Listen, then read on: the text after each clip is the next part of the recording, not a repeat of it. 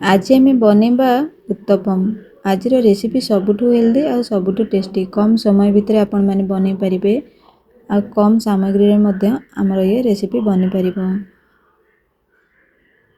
Eighty बिरी चाउल better बाटिकी uttapam बनैजी आ नरम नरम कळिया उत्तपम।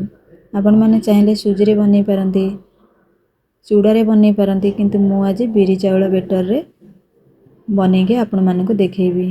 आ सतरे वीडियो आपण माने लास्ट पर्यंत देखिले आपनको तो निहाती भाबे रे पसंद आसीबो। पसंद आसिले मो वीडियो आपण माने छोट लाइक टे करिवे, नुआ थिले मो चैनल को सब्सक्राइब करिवे।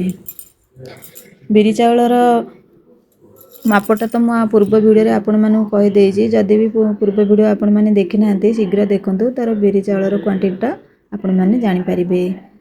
बिरी चाउल को मु तो 5-6 घंटा पे रेस्ट पे रखि देइथिली बतुरेकी। तापरे बाटिकी भी बेटर मु से 5-7 घंटा रखि देइथिली फॉर्मेट हेबा पई। आपण माने मने रखिथिबे बिरी चाउल को बाटिकी आपण माने केबे फ्रिज रे रखिबेनी। आ जदि भी फ्रिज रे रखिबे से केबे भी फॉर्मेट हेबनी। मु आपनको मो वीडियो रे देखै देबी बिना इनो बिना सोडा रे मो बेटर टी केते बढ़िया से फॉर्मेट हेजी, पूरा जालीदार हेकी फॉर्मेट हेजी। देखंतु मु सारा राती इठी बेटर बाटिकी रखि देइथिली, से पूरा फुलिकी बेटरटा पूरा बाहर को पळे आछि। एई भली फॉर्मेट हेले आपनकर पिठाटी बहुत नरम आ कळिया बनिबो।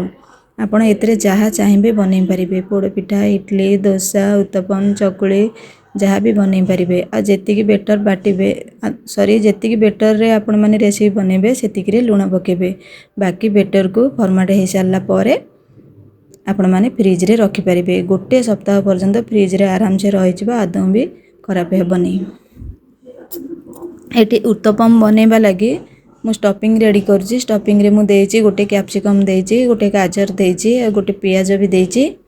ता सहित अल्प किछि धनिया पत्र को मु काटिकी पकेइ दउछि। ताको पूरा छोट छोट करी हमें चॉप कर दबा। जदि भी चाहिबे आपण माने ताको छोट छोट करी काटि पारंती। दुईटी कंचा लंका दउछि, हम ताको छोट छोट करी काटि दबा।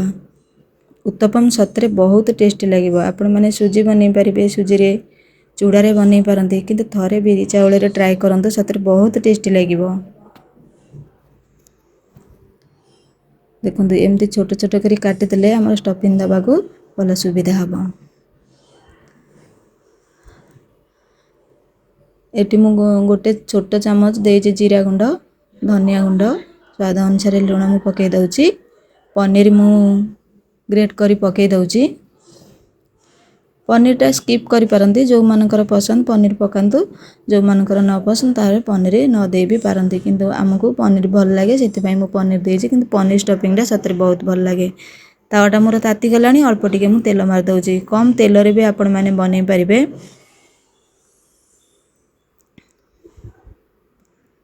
पूरा फुल फुल आमे दे दबा, बेटर के दो देबा। टिके मोटा रखिबा, बेसी पतला करिबानी, नल चकुली हे जिवो। उत्तपम साइज रे आमे मोटा मोटा करी बनेबा। ता ऊपरे आमे गैस को एई समय रे लो टू मीडियम रखिबे। स्टफिंग के दे दबा, संगे संग बेटर देकी आमे स्टफिंग दे दबा। ता सहित जेमति सेट हेकी रहि जिवो। मु एटी प्रथम थर गोटे दउछि, सेति में टिके तेल मु चारि पटे बुले दउछि। बाकी आमे जो गुडा को बनेबा कम तेल रे बनि जिवो। देखंतु केते सुंदर देखा जाउछि हमर उत्तपम। ता ऊपरटा केते सुंदर देखा जाउछि।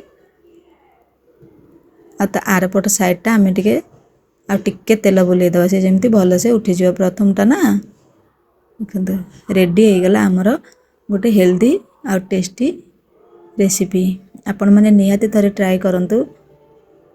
आ किपरि लागला मते कमेंट बॉक्स रे निहाती भाबरे जणैबे। सतरे बहुत टेस्टी आ कम समय भीतर आपण माने बेटर बाटिबे, ताकू रखिबे। रात्रि रे बाटिले बेटर को राती सारा रखिबे, सकाळ को एई भली रेसिपी बनै के खाइबे। बिना झिंझट रे आपण माने बनै परिबे। किछि भी आवश्यक इतरे नाही। देखंतु केते गरम हेछि, हाथ रे धरी होनी, ताती जाउछि। मो पुओ किंतु व्यस्त हेलानी खाइबा पई, से खाइकी कहबो आपण मानकु केमति लागुछि। आपण मानकु वीडियो भल लागिले लाइक सब्सक्राइब करबा केबे भी भूलिबेनी।